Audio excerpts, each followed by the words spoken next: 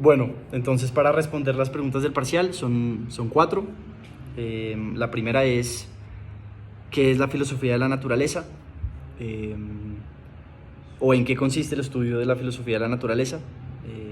Para mí, la filosofía de la naturaleza estudia el modo de ser propio de un ser. Digamos que acá llega un punto donde la filosofía por fin puede casi que separarse de muchas preguntas que en el pasado estaba tratando de responder, que a lo mejor no le competían. Digamos que ya no le va a interesar a la filosofía preguntarse por la creación del mundo, sobre cómo funcionan los planetas, de pronto ni sobre de pronto la cosmología. Digamos que ni siquiera sobre el funcionamiento del cuerpo humano desde el punto de vista biológico. Esto ya digamos que hoy en día hay tanto desarrollo tecnológico de otros campos, tanto científicos, matemáticos, físicos, que dan respuesta mucho más clara a estos temas, y la filosofía empieza entonces a preguntarse cosas un poquito más profundas de qué es lo que nos hace propios. Yo lo entiendo, digamos que puesto en mis palabras, para mí esto es el Atman. Este es como un dicho para la filosofía del yoga o de la India, que es el alma que pertenece a un cuerpo y lo hace poder diferenciarse de otros. Es encontrar esa esencia, que es lo que hace que sea yo, que sea diferente de otra persona, o que hace que un animal sea diferente a otro, o hasta los objetos, que hace que un objeto tenga una naturaleza diferente a otra, de pronto porque fue diseñado para otros fines. Entonces digamos que estas son las principales preguntas que estudia la filosofía de la naturaleza, que es lo propio de un ser. La segunda pregunta es, ¿qué sujetos hacen parte de la esfera social de la deontología? ¿Cuáles y por qué? Esta es muy sencilla, son todos los seres que sean capaces de razonar. Digamos que aquí se acogen a ese pensamiento kantiano de todo ser que pueda o que tenga la capacidad de tomar decisiones por casi que una serie de razonamiento que pueda él ser capaz de hacer para tomar una u otra decisión. Pues es lo que cobija, digamos, que esta teoría. Por eso es que los animales casi que no hacen parte de esta esfera. Estos son los que se quedan por fuera, porque se argumenta que no son capaces de razonar. Por ser instintivos, ellos no son capaces de saber, de diferenciar lo bueno de lo malo, o de por lo menos coger una postura. Digamos que se les quita esa libertad. Entonces ya no hacen parte de esta esfera, son los que se quedan por fuera. La tercera es, ¿cuáles son qué sujetos hacen parte de la esfera social, pero desde un punto de vista del utilitarismo? ¿Cuáles y por qué?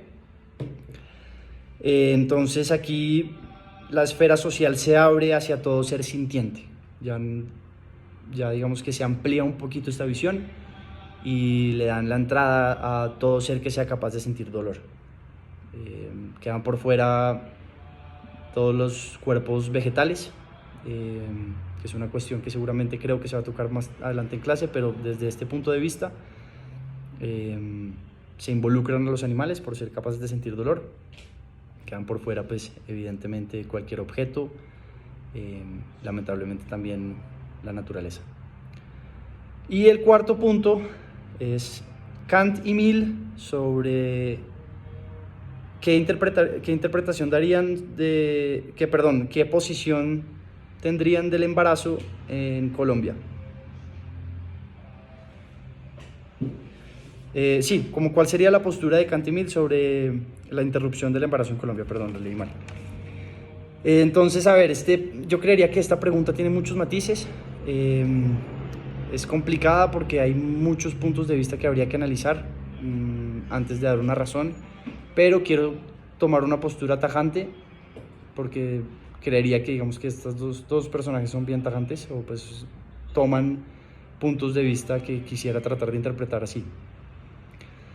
Entonces, dicho eso, creería que Kant, desde un punto de vista de la esfera social, teniendo en cuenta que deja por fuera todo ser que no sea capaz de razonar, creería que de esta manera lógica Kant estaría de acuerdo con el aborto sobre este punto de vista. Es decir, si el feto no razona, habría que ver hasta qué punto razona y no habrían obligaciones siempre y cuando no razone, entonces estaría de acuerdo con el aborto y creo que no lo vería como algo intrínsecamente malo. Ahora, habría que ver qué pasa cuando el feto ya razona y quizás ahí existirían como todo excepciones. Entraría yo creo que un juego entonces entre qué sería en ese momento lo moralmente correcto en términos de qué intereses entrarían aquí a jugar, es decir, qué intereses prevalecen, a qué tanta gente estaría afectando en todo digamos que es en esta postura del interés común sobre el particular, pero creería que también existe un interés de la madre en que en muchos casos Kant estaría de acuerdo en proteger. Mill entonces, yo creo que hay una pequeña diferencia, pero también encuentro como bastantes particularidades. Mill diría entonces que ya que dentro de la esfera social entra todo ser sintiente, sería mucho más temprano. Digamos que de pronto Mill estaría en desacuerdo porque el feto es sintiente habría que ver desde qué momento, y creo que es muy temprano el momento en el que un feto es sintiente. Entonces él estaría en desacuerdo por esta razón y encontraría también excepciones en las que lo aceptaría, y su excepción sería siempre y cuando esto sea un medio para evitar consecuencias a futuro no deseables. Es decir, habría que ver aquellos casos en los que existan momentos donde la satisfacción o el campo o el caso en cuestión afecte a la madre o afecte a un campo directo, digamos que de pronto en términos cuantiosos, pues sería como de pronto este único punto que entraría como a defender esa excepción. Aquí me enredo un poquito, pero lo que quería decir es eso, siempre y cuando de pronto exista un panorama donde el medio a futuro pues pueda traer consecuencias no deseables. Habría que ver ese caso cómo sería, pero vuelvo y digo, creo que sería la puerta que se abriría como excepción, porque habrían bastantes excepciones, pero entonces esa sería más o menos mi postura y mis respuestas. Muy bien.